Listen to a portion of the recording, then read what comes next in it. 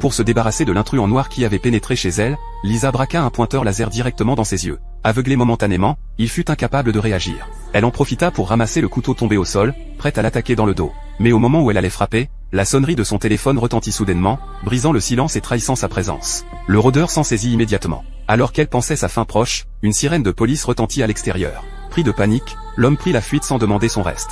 Contre toute attente, dans sa précipitation, il trébucha dans l'escalier et se fracassa le crâne en chutant et il mourut sur le coup. Ce qui choqua Lisa encore plus, c'est qu'il s'agissait de son ex-compagnon. Lors de l'interrogatoire, elle fut incapable d'expliquer pourquoi il aurait voulu la tuer. Leur séparation avait été calme, sans dispute ni dette. Pour comprendre ses réelles motivations, Lisa demanda à consulter les enregistrements de surveillance de la veille.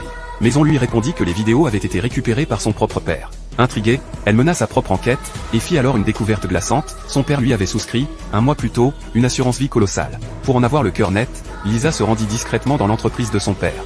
C'est là qu'elle comprit toute la vérité. L'entreprise de son père était au bord de la faillite, et il avait désespérément besoin d'argent pour éviter la catastrophe. À cet instant, Lisa comprit que son père était en réalité le vrai homme en noir.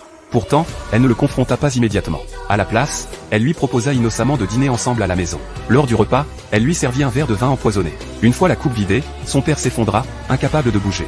Lisa le pressa alors de dire la vérité. Il avoua enfin, c'était lui qui, ce soir-là, avait attiré l'ex-petite amie de Lisa chez elle en se faisant passer pour elle, puis l'avait assassinée avant de placer le corps dans le jardin, tout cela pour faire accuser sa fille. Le jeune homme n'était qu'un pion, un fusible destiné à mourir à sa place. Lisa lui révéla alors qu'il venait de boire un poison incolore et indétectable, qui provoquerait un arrêt cardiaque dans les 2 heures. Et pour parachever sa vengeance, elle avait elle aussi souscrit une assurance vie à son nom. Dès que le certificat de décès serait délivré, elle toucherait une somme faramineuse. Elle précisa également que tous ces gestes avaient été réalisés hors du champ des caméras de surveillance. Même la police ne pourrait remonter jusqu'à elle. Dans la scène finale, Lisa perçoit l'intégralité de l'indemnisation et quitte la ville avec tout l'argent, tournant la page d'un passé tragique. C'est ainsi que se termine l'histoire. Lisa, vengée et triomphante, commence une nouvelle vie au sommet.